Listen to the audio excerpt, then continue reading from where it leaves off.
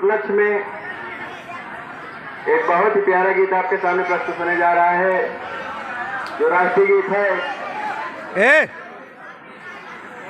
आइए आपके सामने प्रस्तुत है कि कश्मीर जिगर के टुकड़ा काहे हिंदुस्तान,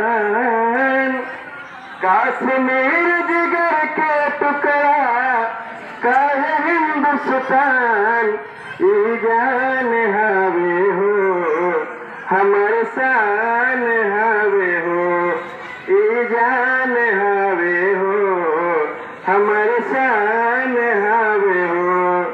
स्वर्ग बनवले अपना पे धरती पर भगवान, स्वर्ग बनवले अपना पे धरती पर भगवान, ई जान हवे हो हमर शान हवे हो, ई जान हवे हो हमर शान हवे हो।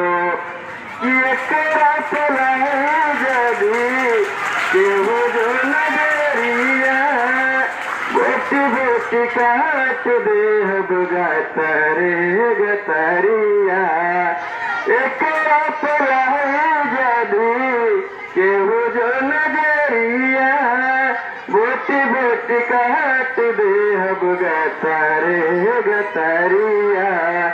एक साथ जय हिंद बोले हिंदू मुसलमान, ई जान हवे हो हमर शान हवे हो, ई जान हवे हो हमर शान हवे हो। जय हिंद जय भारत।